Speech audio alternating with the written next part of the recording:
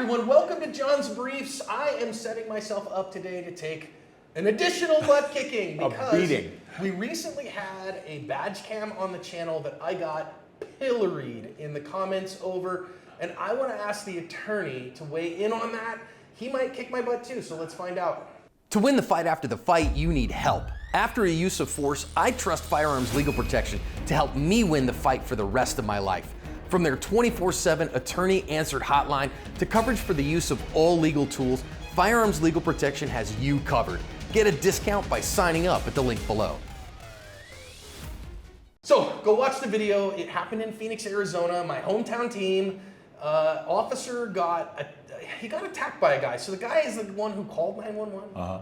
And he then goes outside with the officer, like grabs at the officer. Officer pushes him off, tases him. Dude goes to the ground for a minute, kicks the taser out of the officer's hand. Officer retreats 10 steps or so, draws his gun and shoots him twice. He was advancing on the officer. I said, I think that was a completely unjustified use of deadly force. Y'all disagreed vehemently. My parentage was questioned, my lineage, my species, I was declared non-compos mentis. So many mean things.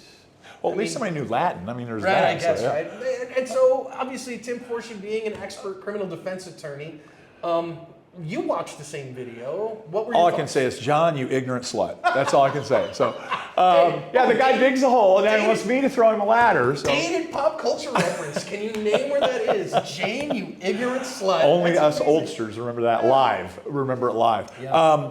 Yeah, obviously, I mean, it's my hometown as well, and I've instructed lots of Phoenix police officers, as I know John has, and I have friendships with Phoenix police officers. I didn't know this officer, didn't know the event, didn't know the occurrence.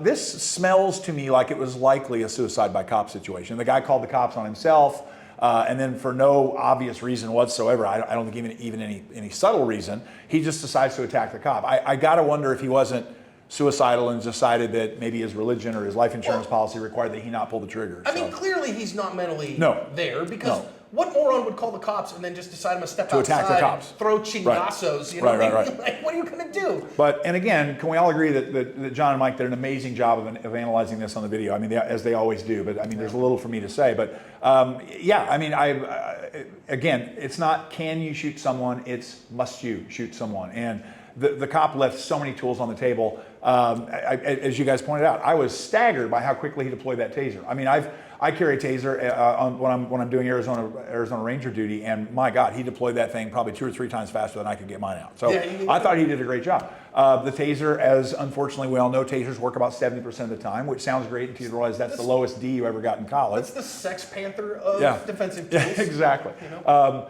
But yeah, once the taser failed, I mean, and again, as they pointed out, if it's difficult to cuff somebody by yourself, which it is incredibly difficult and incredibly dangerous to cuff somebody, then just make sure you keep telling him to stay on the ground. And if he starts to get up, you just activate the taser again.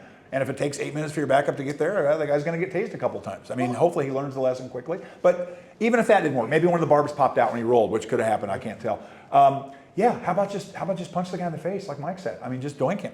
Get your baton out. I mean, and maybe the baton fell off, or maybe his baton was, I don't know what. But how about, he's got 2 hands, and there's a guy that looks to me to be 50 pounds lighter that's approaching me. Guy. Just do a fist strike to the face, and that's probably going to solve the problem. A lot of people said, well, wait a minute, John, what was he supposed to do?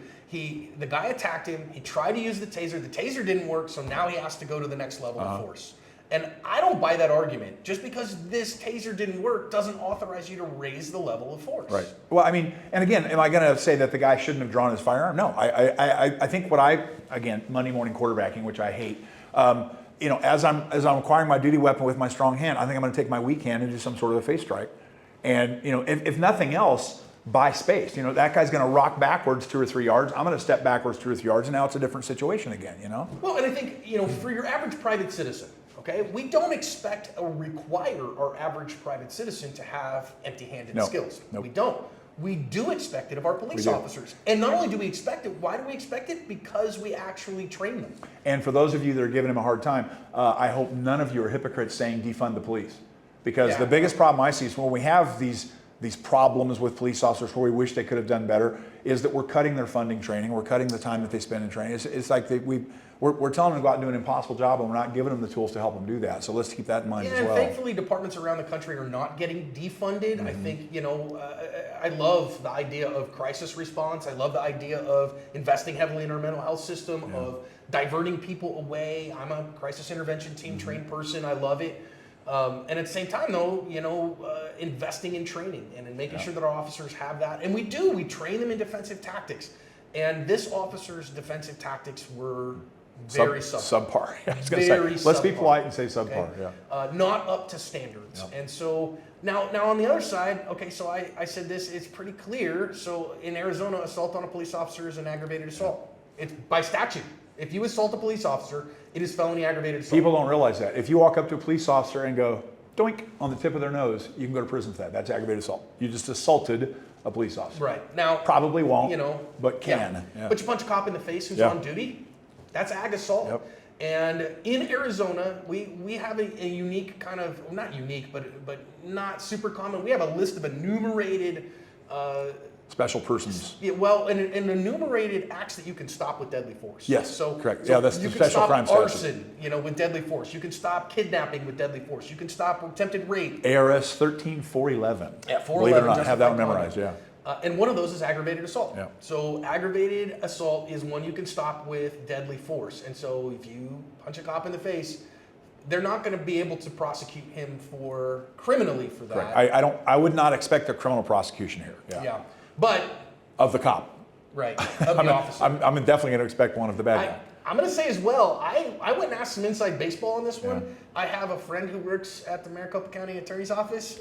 Not the Maricopa County Attorney, but works in the office. Right. And I was like, hey, I've got a name on this guy, but I've never seen anything. And he was like, tappity, tappity, tap. I don't see any charges filed. And there's a lot of strategy involved in this whole thing, guys. So there's a 6-month statute for the notice of claim if there's going to be a civil suit against the city of Phoenix, but there's a 7-year statute on the aggravated assault charges. So the state's got time on their side. So maybe the state's basically wink, wink, hey, if we get sued on this thing, then you're likely going to be enjoying the fruits of your spoils while you're in prison. So have the best commissary privileges at the state pen. But if you go ramen away, noodles for everybody. Yeah. But if you go away, we go away. Right. And that could be happening. And I don't know that it is, and I don't know that John does. But. Or maybe I could see something of, we know this guy has significant issues and he's got mental health issues. So what we're going to say is, we don't want any of that. You go get mental help. We're going to divert you over to get the help that you need because we want you to be a productive member of society.